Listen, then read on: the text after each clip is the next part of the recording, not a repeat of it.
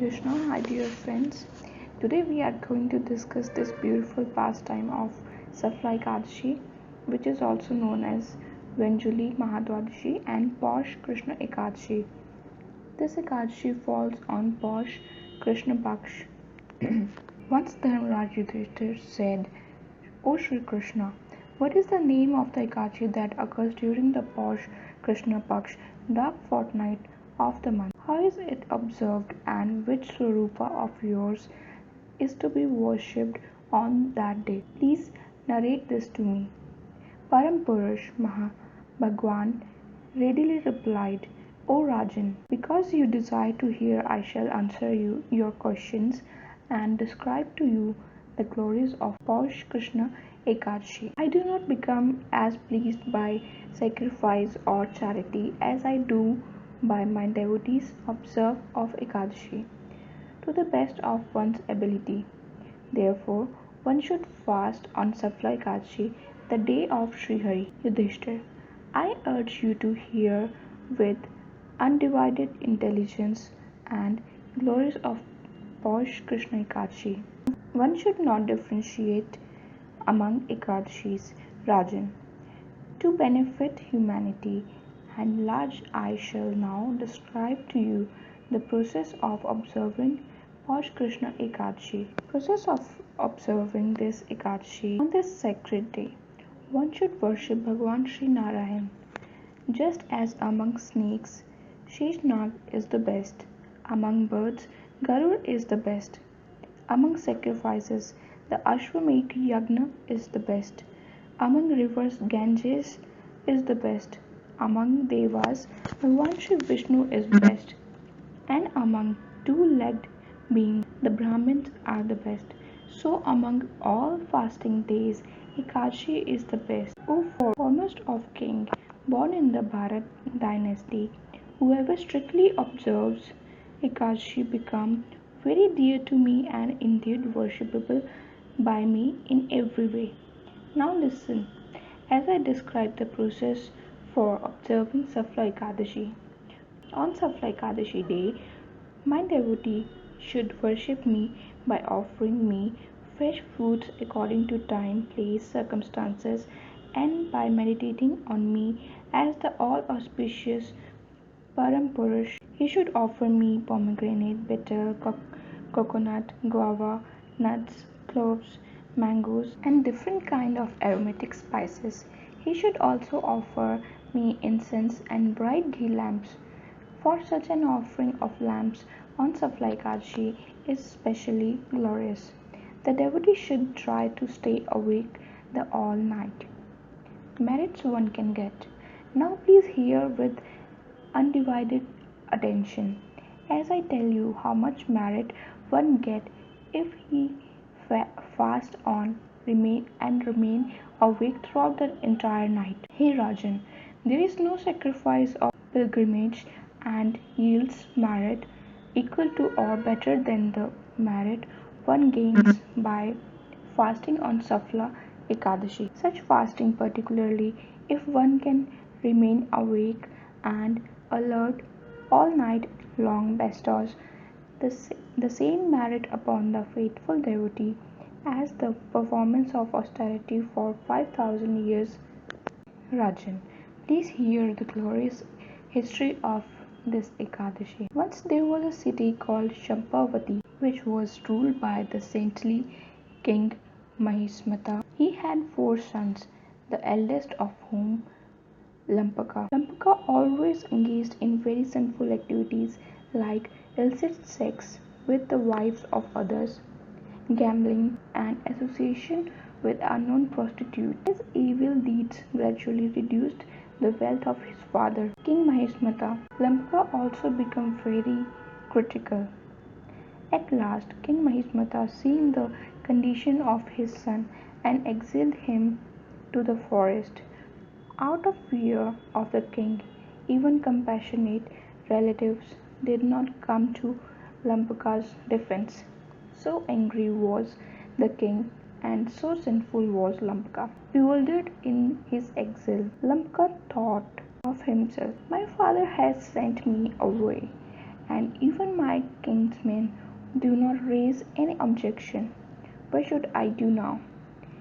He scammed sinfully and thought, I shall sneak back to the city under cover of darkness and plunder its wealth. During the day I shall stay here in the forest, and at night I'll return to the city. So thinking, Lampka entered the dark forest. He killed many animals by day, and by night he stole valuable items from the city. The city dwellers apprehended him several times, but out of fear of the king, they left him alone. They thought that it must have been the sins of his previous birth that had made him loss of royal facilities of and act so sinfully. Though a meat eater, Lampka would also eat fruits every day. He resides under an old banyan tree that happened to be very dear to Bhagwan Sri Vasudev. Indeed, many worshipped it as the Bhagwan of all the trees. In due course of time, while Lampka was doing so many sinful activities, SAFALA Ekadshi arrived. On the eve of Ekadshi Dashmi, Lampka had to pass the entire night without sleep because of the cold. The cold not only robbed him of the peace, almost killed him. By the time the sun rose, his teeth were chattering and he was so cold. And all during the morning of the day, Ekadshi, he could not awaken from his stupor. When midday of SAFALA Ekadshi arrived, the sinful Lampaka finally came to manage to rise up and his place under to the banyan tree. But with very step he stumbled to the ground. Like a lame man, he walked slowly, suffering greatly from hunger and thirst in the midst of the jungle. So weak was Lampaka, and that he could not kill a single animal that day. Instead, he was reduced to collecting whatever fruits had fallen to the ground. By the time he returned to the banyan tree, the sun had set. Placing the fruits on the ground next to him, Lampaka began to cry, Oh, woe is me! What should I do? Dear father, what is to become of me? Hari Shri Hari, please be merciful to me and accept these fruits. Again he was forced to lie awake and whole night without sleep. But in the meanwhile, Bhagwan Sri Madhusudan had become pleased to Lampka's offering and forest fruits, and he accepted them. Lampka had unwittingly observed a full Ekadshi fast, and by the merit, the day he started getting good thoughts, his corrupted mind stopped wandering, and gradually he regained his kingdom with no further obstacles. Next, listen Yudhishthir. What happened to King Mahismata? By the merit of sprouted up within his heart. As the sun rose beautifully on the day following Ekadshi, a handsome horse approached Lampaka and stood next to him. At the same time, a voice suddenly spoke from out the clear blue sky. This horse is for you, Lampaka. Mount it and swiftly ride out to greet your family. O son of King Mahismata, by the mercy of Bhagwan Sri Vasudev and the strength of merit you acquired by observing SAFALA Ekadshi, your kingdom will be returned to you without any further hindrance. This is the benefit you have gained by fasting on the auspicious day. Go now to your father and enjoy your rightful place in the dynasty. Upon hearing these celestial words, Lampaka mounted the horse and rode back to city of Champavati.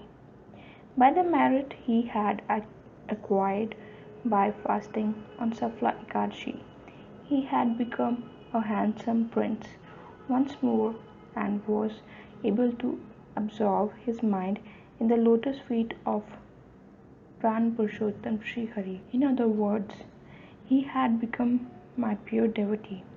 Lamka offered his father, King Mahismata, his humble obeisance and once more accepted his princely responsibilities. Seeing his son decorated with Vaishnav ornaments and tilak, King Mahismata gave him the kingdom and Lamka ruled disposed for many years.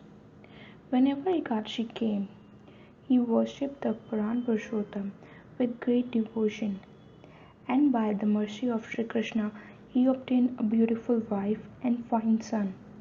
In old age, Lamka handed over his kingdom to his son, just as his own father, King Mahismata, had handed it over to him, and then went into the forest to serve the Purana Purushottam with controlled mind and senses. Purified of all material desire, he left his body and attained a place near the lotus feet of Sri Krishna. Yudhishthira, one who approaches me as Lampaka, will become completely free of all anxiety. Indeed, anyone who properly observes the glorious SAFALA EKADSHI, even if unknowingly, like Lampaka, will become famous in this world. He will become liberated at death and return to Vaikuntha. Of this there is no doubt. Moreover, one who simply hears the glories of SAFALA EKADSHI obtains the same merit derived from the performance of Rajsuri Yagna, and at the last he goes to heaven. So this was the beautiful pastime of SAFALA EKADSHI. Please comment below and like this video and subscribe to my channel. Hare Krishna.